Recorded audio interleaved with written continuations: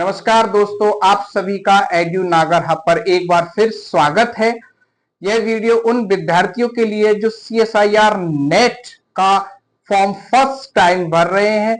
जो भी विद्यार्थी CSIR नेट लाइफ साइंस का, चाहे वो MSc फर्स्ट सेमेस्टर में, सेकंड सेमेस्टर में या फिर वो फर्स्ट टाइम फॉर्म भर रहा है, वो ये वीडियो पूरी देखे। तो स्टार्ट करते हैं। हम लोग जब एनटीए की वेबसाइट पे जाएंगे तो एनटीए की वेबसाइट पे सबसे पहले आपको एक इंफॉर्मेशन ब्रोशर आपको डाउनलोड करना है।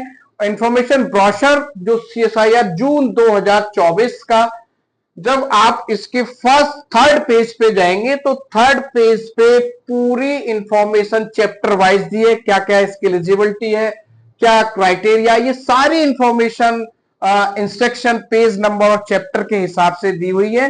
जब हम फॉर्म फिल करेंगे तो हमें कुछ स्टेप्स फॉलो करने हैं। सारा इंफॉर्मेशन ब्रोशर तो मैं आपको नहीं यहाँ पे पढ़ा रहा हूं, जो हमारे काम की चीज है आपको तो जब भी फ्री आप हो तभी आपको पूरा पढ़ना चाहिए। लेकिन प्रेजेंट में जो फॉर्म फिल करने के लिए हमें चीजें चाहिए, उसके लिए हमें सबसे पहले पेज नंबर 6 पे जाना पड़ेगा। पेज नंबर 6 पे जब आप जाएंगे तो फर्स्ट स्टेप में आप देखेंगे कि आपके पास एक ईमेल आईडी और एक मोबाइल नंबर होना चाहिए। ईमेल आईडी आपको वही यूज करनी है जिस ईमेल आईडी को आप रेगुलर यूज कर रहे हैं।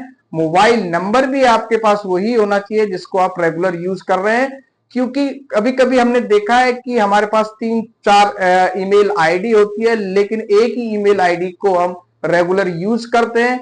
जब एनटीए आपसे कम्युनिकेट करेगा तो उस वैलिड ईमेल आईडी और मोबाइल नंबर पे ही करेगा। इसलिए आपको ये ध्यान रखना है कि रेगुलर जो यूज ईमेल आईडी और मोबाइल नंबर आप यूज कर रहे हैं उसी को आप इसमें फिलअप करेंगे। दूसरा स्टेप में हमें देखना है कि आपको एक पासपोर्ट फोटो चाहिए।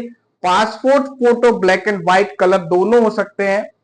ब्लैक एंड व्हाइट होगा तो ज्यादा अच्छा, लेकिन आपका जो फेस है वो बिल्कुल क्लियर होना चाहिए।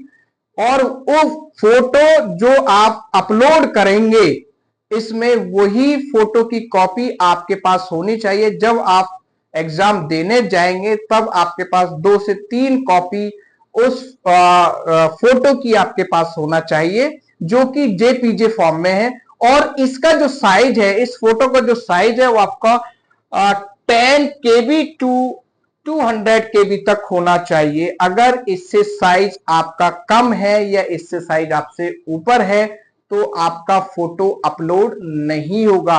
तो ये जरूर ध्यान रखें, जब आप फोटो अपलोड करें तो उसका साइज आप जरूर एक बार देख ले। 10 KB टू 200 KB तक आपके पास वो फोटो होना चाहिए।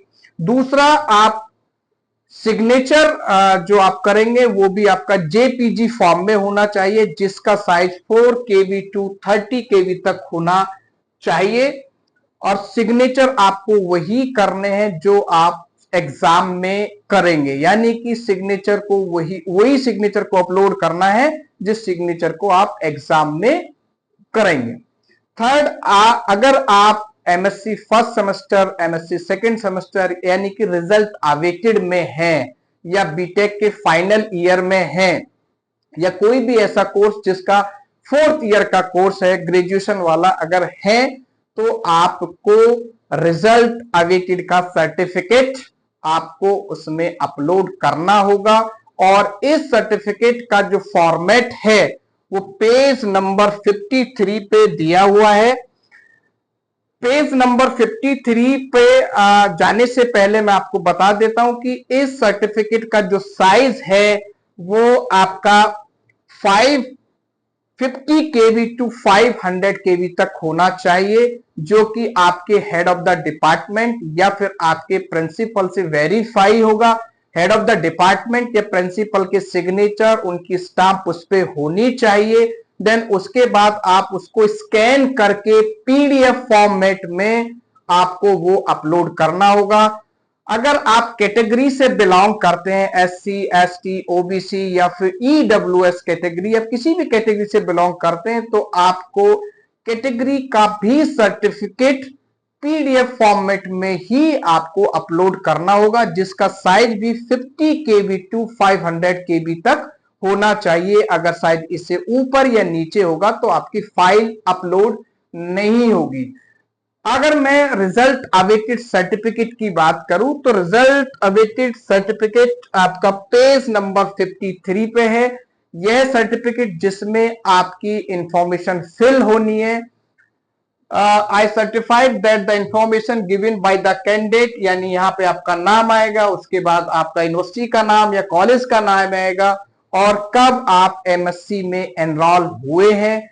ये फॉर्म फिल करके इसका प्रिंट आउट निकाल कर आप अपने डिपार्टमेंट, अपने कॉलेज से head of the department, head of the institution या प्रिंसिपल से आप उसको सर्टिफाई यानी वेरीफाई कराएंगे। वेरीफाई में उसमें सिग्नेचर करेंगे और अपना स्टैंप उसमें लगा के तब उस सर्टिफिकेट को आप स्कैन करके पीडीएफ फॉर्म में कन्वर्ट करके आपको वो अपलोड करना होगा। देन इसके बाद कुछ फॉर्मेट जो आपके OBC certificate, SC certificate, EW certificate के दिए हुए सारे फॉर्मेट जो सर्टिफिकेट आपको अपलोड करना है, सारे सर्टिफिकेट का जो फॉर्मेट है वो इंफॉर्मेशन ब्रोशर में दिया हुआ है। तो आप एक बार जिस कैटेगरी से आप लोग बिलोंग करते हैं, एक बार, क्योंकि यह नेशनल लेवल का एग्जाम है, नेशनल लेवल का ही इसमें सर्टिफिकेट चलेगा, स्टेट लेवल का सर्टिफिकेट इसमें नहीं चलेगा। तो एक बार आप लोग जो सर्टिफिकेट आपके पास है उस सर्टिफिकेट को और इस फॉर्मेट को मैच कर लीजिए।